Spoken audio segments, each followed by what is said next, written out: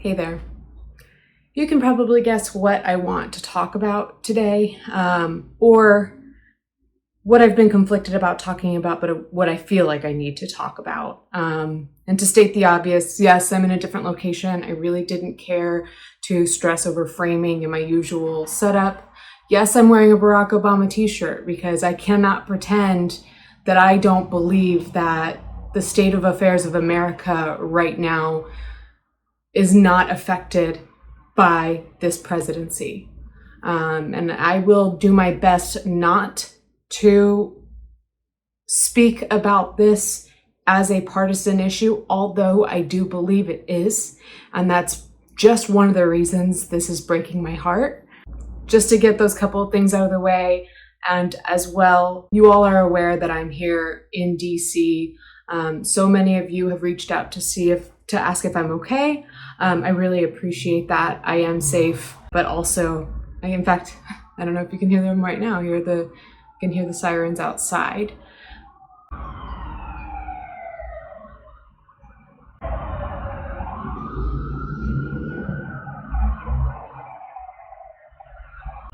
In fact, I can't guarantee that we can avoid the sirens in this video.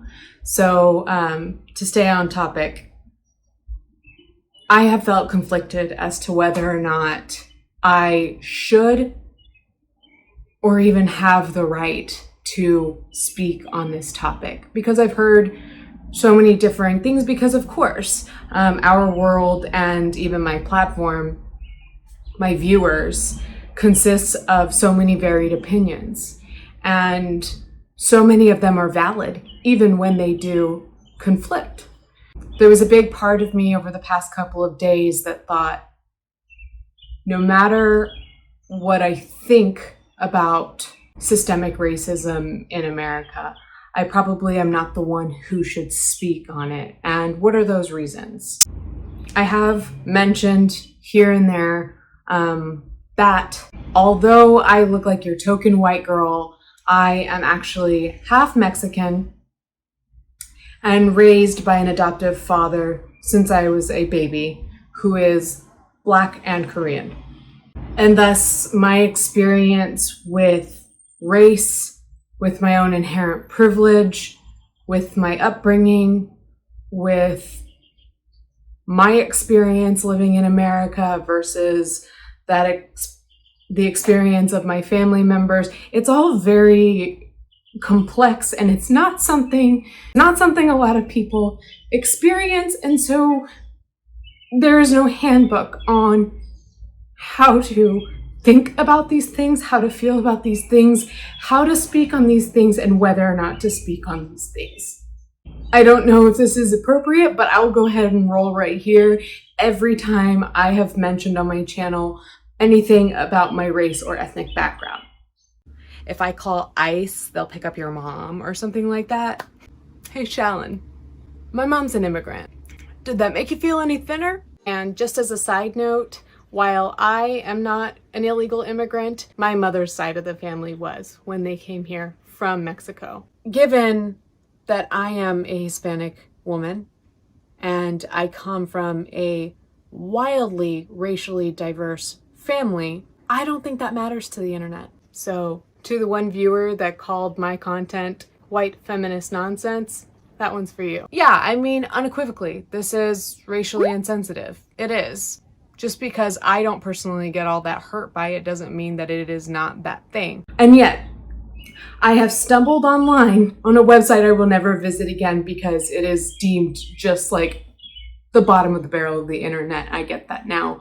But I have stumbled online where somebody accused me of being aggressive in asserting my ethnicity. And after the initial sting of seeing that, I think I realized, oh no, this is not a you problem. This is a racism problem in America. Some people just don't want to hear about it. Some people don't want to hear about your ethnicity, and people don't want to hear about any struggles that your family may have ever gone through or any racism that you may have ever experienced in your life. Though I want to make it clear that I know I look the way I do. Not only that, but I did not have a rough upbringing. Despite having parents of color, we still had a pretty decent upbringing. We went to decent schools. We lived in good communities with the Marine Corps. So I do understand the conflict around whether or not I should speak on these matters. And I have been told in my own comments that it is not my place to speak on not only race matters, but even Latinx matters because I am white presenting. It's a very confusing thing to experience, but that's something for me to figure out on my own time. This is not about my experience. That was simply to kind of give you guys some backstory as to why I haven't felt comfortable speaking up until now. And so if you felt that I stepped over any boundary, I am very sorry. Not for how you feel. I am sorry for what I have done. If that was the wrong thing to do, I am just trying to do what's right. Seriously, fuck any YouTuber who comes here and tells you I'm sorry for how you feel. And to be quite frank with you, this video in a way might be a little premature because I am still very pissed off and emotional. At the same time, it is probably a little late because I have a platform now. However small it might be, I have a platform and thus a responsibility. And that is something that I preach to my viewers and to other YouTubers all the time. And this is now my responsibility. And it is my place to tell my viewers of color and their allies that I stand with you. I could argue that this is obvious, it should be, but obvious or not, it needs to be said explicitly. I stand with you. I stand with you against police brutality. I stand with you against racism in America. I stand with you against all of the systemic issues that likely will not be corrected in our lifetime if we're being real. So why am I pissed off? Why did it take this long for me to speak up? I'm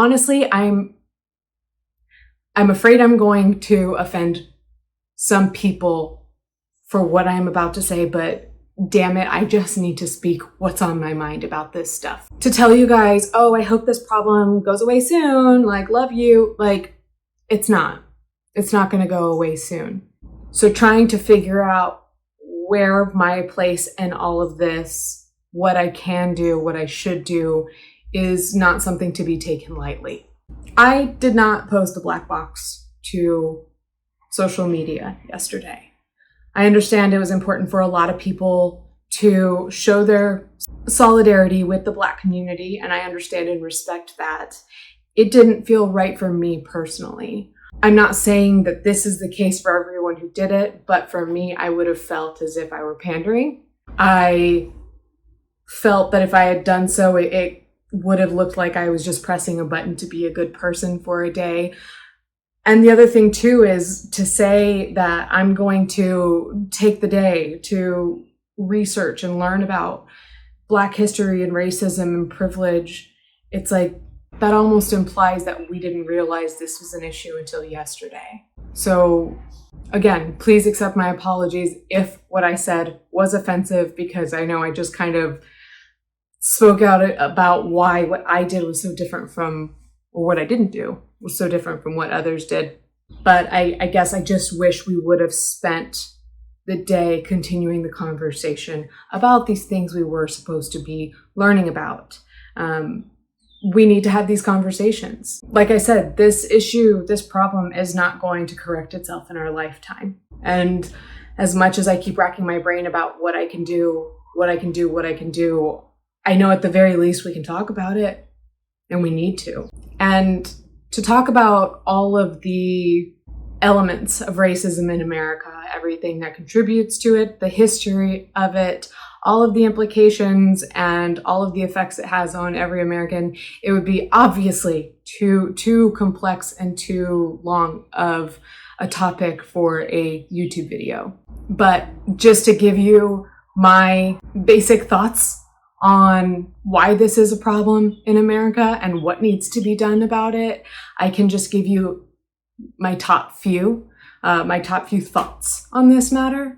Now, I'm not one to be like, down with the man, or, capitalism is whatever, the government, but I am not blind to the fact that this country is run by rich old white men. And if rich old white men have money and power, why would they want to give up that spot? This isn't just a matter of a few racist cops or a bunch of racist cops. This isn't even a matter of cops are racist. This is, like we mentioned, a systemic issue. This is an issue that reaches far beyond the police force and our justice system. It is ingrained in every part of America, our government, our history, our society. It's ingrained, and so many of us don't even know it. I have to be honest. I didn't realize that I had my own misconceptions about my own privilege, about race, as I was growing up. Raised by a Black man and a Mexican woman, I didn't know. I wasn't aware. I'm still not aware, and I don't know that I ever will be aware. I cannot be aware. And I know that this is something that a lot of you have heard. I cannot know. And this is the thing I want to avoid, is just, sorry, I had to cut my camera. But yeah, I think what I've been trying to avoid is just delivering to you guys the same canned apology and the I can't know your pain. Though I am happy that people are starting to recognize that. I do think it's an important thing that America needs to hear over and over and over again, so that it really gets through to the minds of a lot more people. So I am, again, conflicted. I don't want to sound as if I'm pandering to you, as if I'm giving you this PR packaged response to racism that has apparently worked for other people. That's not what I want to do, but I do think it is important that we recognize that unless you are a person of color, you can't know the struggles of people of color. Not personally, not at all. We can imagine, and that's all we can do. I've believed this for a long time. I would say probably since I was in college and started to kind of really see racial inequality in the schools I was teaching in during my education program. Because growing up, trying not to be too long-winded here, but growing up in the military, you're kind of on an even playing field, right in the middle class, with families of all different races, ethnicities. And it, in a sense, it kind of shields you from a lot of the injustices that are going on around the country. But as I taught in public schools in Georgia, I primarily taught in lower SES, lower socioeconomic status schools, the poorer communities. And guess who lives in poor communities and attends the schools in poorer communities? Especially in Georgia, children of color. And around the time I was going off to college too, the topic of affirmative action was a hot topic. 100%, I believe that is a big reason I got into MIT and some of my friends around me. The reason we got into MIT with lower SAT scores than some people who didn't get in. And I maintain that we need more affirmative action in America, and here's why. Because the Black community in America needs reparations. So if not affirmative action for Mexican kids like me, whose families decided to come to America, for Black people whose ancestors never made that choice was made for them. And then this great country was built on their backs. And while we're at it, let's offer it perhaps to Indigenous people too, whose property was taken from them. We cannot begin to see equality in our country if we are keeping these populations in the poorest communities and not offering them the opportunities to advance into higher socioeconomic classes, to be in places of power, to hold positions that make decisions. We cannot achieve that unless we offer those resources to those communities in order to bolster them into a different position. So I think we should be allocating more resources to these schools in poorer communities with more children of color. I think we should be implementing affirmative action when it comes to getting into college, and I think we should be implementing it in the workplace. And I've heard the complaint before. So-and-so got the job because he was Black, and my boyfriend, by the way, this is not a friend of mine anymore, my boyfriend didn't get the job because he's white, even though he's better at it. Well, guess what? The person who got the job probably worked a hell of a lot harder for that, with a hell of a lot less privilege. And I don't know, I may get myself in trouble with my opinions, which has always been a concern on this channel. But I think that that is really the only fighting chance we have at creating equality in our country for generations down the line, because that would take a long time to implement. But at the same time, again, why would rich white decision makers give up their resources? Why? Why would they? So of course people are pissed off. I do not agree with violent rioting. I do not want to step out of my apartment and feel unsafe. I want to stand for this cause, but we have to recognize that while a few corrupt cops do not represent all of the police force or all of the justice system or all white people in America, a few people looting Targets and a few people protesting to get a vlog do not represent all of the people who stand for this cause. And we've heard it 100 times at least by this point, but I'm hoping that people are starting to hear, those people that are saying we need more peaceful protest. Remember what you said when Colin Kaepernick kneeled at the national anthem. Remember everything that you wanted done to him because he kneeled in peaceful protest. But now I have to tell you what is currently pissing me off the most, and what I have probably been spending most of my time talking about within the confines of this conversation. And it has really honestly been talking within my immediate network, meaning the people, my friends on Facebook, my family, my friends, people I went to school with, etc. I am noticing a scary problem, and I'll just flat out say it. There is a hell of a lot of trigger-happy white people that are just waiting for a Black man to cross their property line.